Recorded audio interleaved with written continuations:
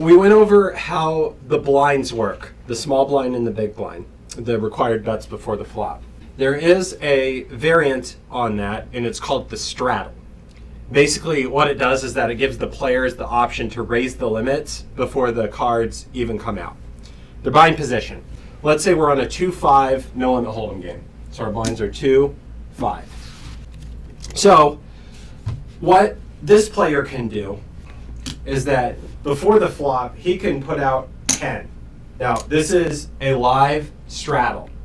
Right? Now, straddles aren't allowed in all games, so make sure that whatever casino you're working with, the house rules allow straddles. Also, straddles are only allowed in cash games and tournaments. You are not allowed to straddle.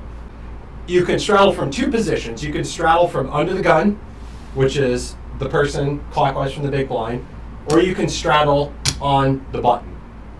They have the option, just like the big blind. Okay? You remember in the previous lesson, we had the big blind at 1-2, and everybody called the $2 bet. Nobody raised, and so now he has the option to raise, right? In a game where straddles are not allowed, they can still put out the 10, but this is a blind raise. So if everyone calls the 10, they don't have the option to raise again. That's the difference between a raise and a straddle. They're basically making a bigger blind. Small blind, bigger blind for the straddle. You just deal the hand like normal, except for you would start here and go around. And then they would have the option to raise. When you're on the button, it's a little bit different. We start action here.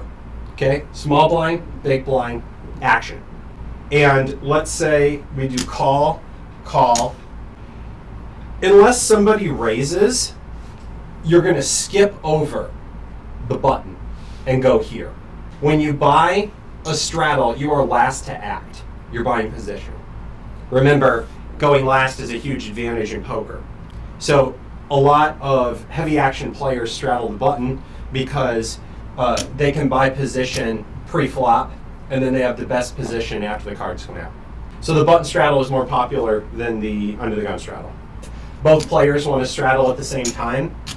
Under the gun gets first option. We do call the 10. Okay, it's going to skip over him and go to this person. Call, option. Now, let's go over if there's a raise.